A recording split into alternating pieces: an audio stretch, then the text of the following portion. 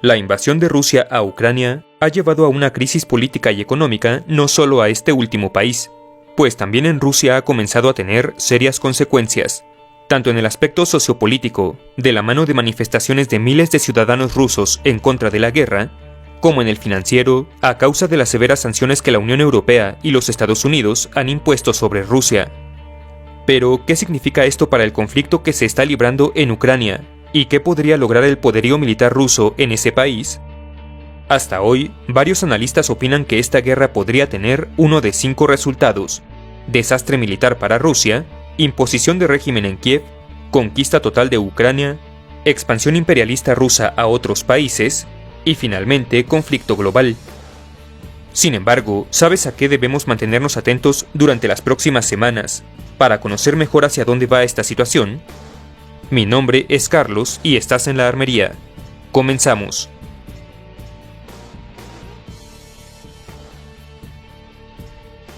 Comencemos con el escenario que asume el menor grado de éxito militar para Rusia. Como mencionamos, ya se están llevando a cabo protestas ciudadanas en aquel país. Varias celebridades rusas han tomado públicamente una posición en contra del conflicto. La bolsa de valores de aquel país continúa a la baja, el rublo se ha desplomado, y todo parecería indicar que las sanciones económicas tendrán consecuencias cada vez más fuertes en los negocios y empresas de dicha nación. Aunado a ello, la resistencia militar ucraniana parece estar siendo considerablemente más efectiva de lo que el resto del mundo pronosticaba todavía la semana pasada. Todo esto que acabamos de mencionar hace progresivamente que el esfuerzo militar ruso sea cada vez más complicado, y en una situación extrema, podría llevar al gobierno de Vladimir Putin a reconsiderar su posición y terminar su intervención militar sin lograr grandes resultados. Algo así como lo que le pasó a Estados Unidos en Vietnam en la década de 1970, y más recientemente en Afganistán, o a la misma Unión Soviética también en Afganistán en la década de 1980. Sin embargo, y sin entrar en politiquería, simplemente citando sus palabras, el mismo Vladimir Putin ha reiterado varias veces en el pasado que un hombre en su posición no puede mostrar debilidad, sobre todo cuando se gobierna un país con tanta complejidad cultural y política, a nivel nacional e internacional como lo es Rusia. Algo que, aunado a la potencia y capacidad estratégica, tecnológica y de fuerza bruta pura de las Fuerzas Armadas rusas, hacen que este escenario no sea el más probable de todos, aunque siempre posible.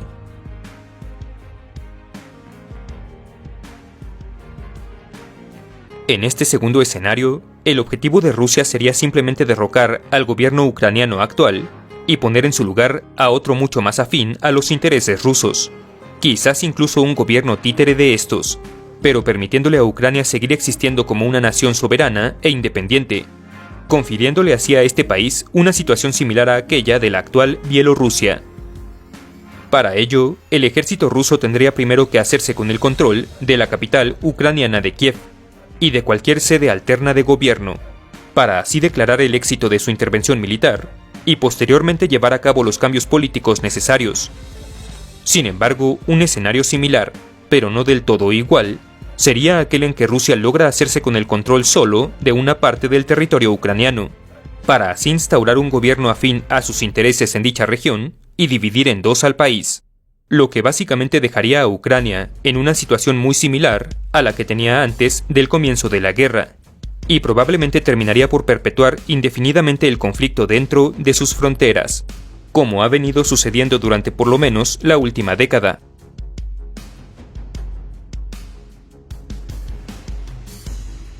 Un probable resultado del conflicto, de acuerdo con analistas de todo el mundo, principalmente debido a la enorme disparidad en número, poder y tecnología de ambas fuerzas armadas, pero también a la renuencia de los poderes occidentales de involucrarse directamente de forma militar en el conflicto. El resultado neto de esta conquista sería una anexión del territorio ucraniano a Rusia, como sucedió con Crimea en 2014, y el cese de la existencia de Ucrania como país independiente con gobierno, fuerza militar y economía únicas y propias. Sin embargo, por extremo que suene este escenario, tal situación sería solo la punta del iceberg en caso de que el gobierno ruso quisiera anexarse territorios más allá de las fronteras de Ucrania, continuando su invasión hacia Occidente a países como Polonia, Eslovaquia, Hungría o Rumania, y trayendo consigo consecuencias internacionales mucho más graves. Afortunadamente, hasta ahora esta no parece ser la intención de Rusia, lo que sin embargo no nos impide analizar, en los dos siguientes escenarios, qué sucedería si así lo fuera.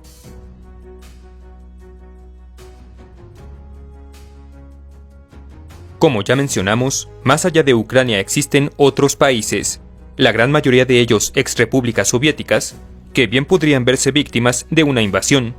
en caso de continuar las acciones militares rusas más allá de Kiev. En otras palabras, una vez concretada la conquista de Ucrania, en caso de que tal evento suceda siquiera para empezar, las fuerzas de Putin podrían continuar hacia Polonia, Eslovaquia, Hungría o Rumania, desarrollando ahora en aquellos territorios un conflicto con más potencialmente distintos resultados en cada país, pero al final con el objetivo también de anexarlos a Rusia, o por lo menos de controlarlos política y militarmente. Sin embargo, la razón por la cual este escenario se denomina extralimitación imperial es la posibilidad de que tan rápido y agresivo avance contra un mayor número de países que sí serían apoyados militarmente por las naciones occidentales, incrementa de manera exponencial la dificultad de dicho esfuerzo militar, potencialmente destruyendo o inutilizando en el proceso a la mayoría de sus recursos bélicos, y llevándolo en última instancia al escenario 1, el desastre militar.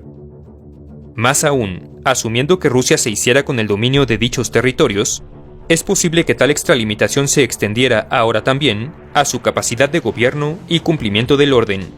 haciendo de estos países conquistados territorios ingobernables que más temprano que tarde iniciarían la lucha por su independencia. Lo peor del caso es que un conflicto de tal magnitud muy probablemente no terminaría ahí, sino que propiciaría nuestro quinto y último escenario hipotético. Aunque repito, tanto la extralimitación imperial como aquello que le sigue son ya situaciones extremadamente improbables dentro del clima militar y político de la actualidad.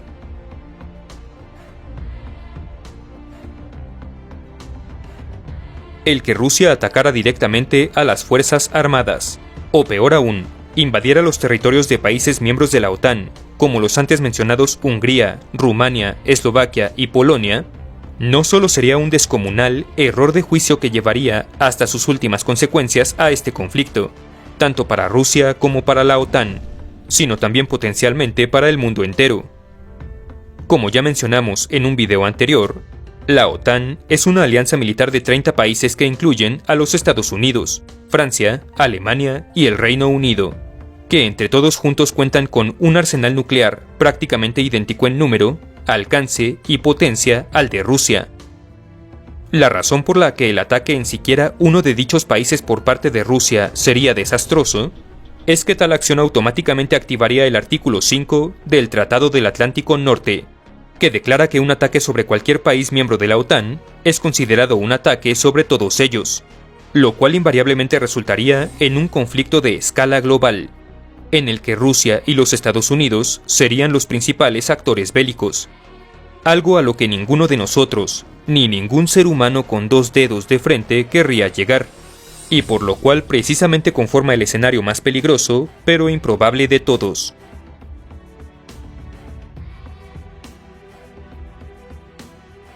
Para terminar este análisis, mencionaré un posible escenario adicional que, también a pesar de su improbabilidad, no puede ser descartado. ¿Qué pasaría si, por ejemplo, la intervención rusa fracasara y la guerra terminara en un desastre económico y una extremadamente vergonzosa situación para el gobierno ruso en todos los sentidos? Más aún, ¿qué pasaría si tal fallo causa en Rusia una devastadora reacción militar de ofensiva que nadie ha anticipado? Entre analistas militares, esto se conoce como apostar por la resurrección, en donde el líder de una potencia militar, por temor a ser derrocado después de un fracaso mayor, o de que su nación pierda un enorme porcentaje de credibilidad y poder bélico, decide hacer una apuesta de muy alto riesgo e impacto. Una analogía apropiada es lo que sucedió con Japón en 1941, cuando después de las sanciones y embargos impuestos por los Estados Unidos tras la invasión japonesa de China, el gobierno nipón se dio cuenta de que solo contaba con recursos suficientes para un año y medio más de guerra,